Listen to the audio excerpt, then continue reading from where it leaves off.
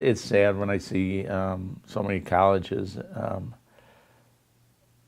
and I see heads of business departments, okay, business schools that don't have budgets and don't even do budgets, okay, and don't even understand budgets, okay, and I really don't know how you can teach if you don't have some kind of financial responsibility. I mean, such as a budget, and to live by that budget, and then when that budget falls short, and to figure out how to make it up. I mean, that's where I think innovation and creativity occur. You know, when you need it and you have to create it and you have to figure out something different. I think that's what real life is, and it doesn't get. I think every kid in college, every kid in high school should need some course in simple economics 101, finance 101, a methodology to determine, you know, what their skill sets are and what their strengths and weaknesses, and if they decide to, you know, that they want to pursue a business, a startup. I am so happy that what you're doing here, okay, is to be able to send a realistic message to people that are getting into businesses, that are thinking about starting a business, that is addressing the weaknesses of the startups or the failures of the SBA loans or things of this nature. I said, we really got to be concentrating on the losers. I know that sounds crazy, okay, but we can learn so much on why the losers are losing, and we'll convert that into an education process in order to create a more sustainable chance of winning over a long period of time. It's almost acceptable to lose, okay? I mean, even all the centers for economics, okay, all the factories right now we're trying to incubate businesses on, okay? There's too much emphasis on, you know, the sticking with it, you know, trying to fight it out, okay?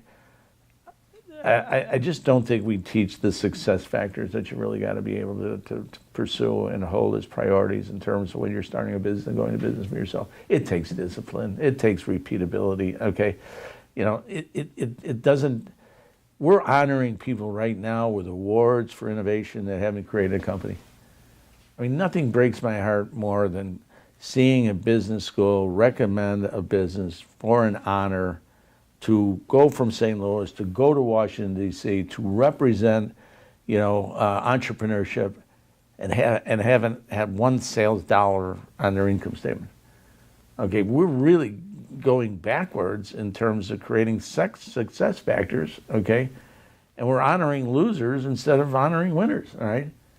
And they're attracting capital. And so it's like we got this vicious cycle going on here, okay, and that we're extending the time that which you can lose, all right, and not teaching people you got to win out of the gun. I mean, can you imagine if we had started our company with $8.9 million of debt and said, okay, we can lose for 5 years, okay, it's an acceptable practice for 5 years, okay, it's crazy, it doesn't work, all right? Right.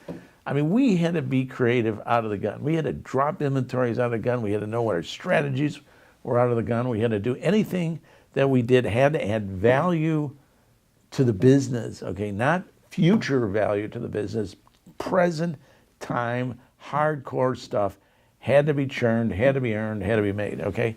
And I don't know whether you call that hard work. I don't know whether you call it common sense. I don't know whether you call it reality, but we don't have enough of it right now if we're really going to believe that small businesses is an answer to our whole future. I mean, small business is the economic engine of our society.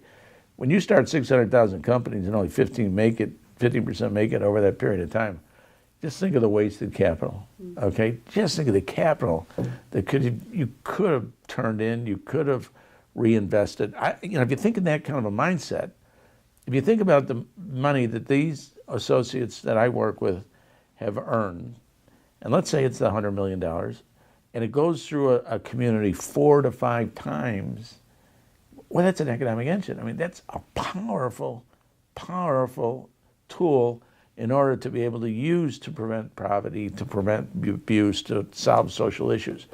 So why can't we figure out how to expand upon it, all right? What is stopping that? So what you're doing here is that I'm really impressed on. I mean, I've waited for a long time for someone to answer the question, how come we're not concentrating on the losers, all right? And I think if you continually keep seeking for that solution, you know, you're one of those companies that I firmly believe in that change starts at the bottom. And hopefully that this program will make a difference in terms of all the wonderful things that you'll be able to show people and demonstrate to people and put them on the right path.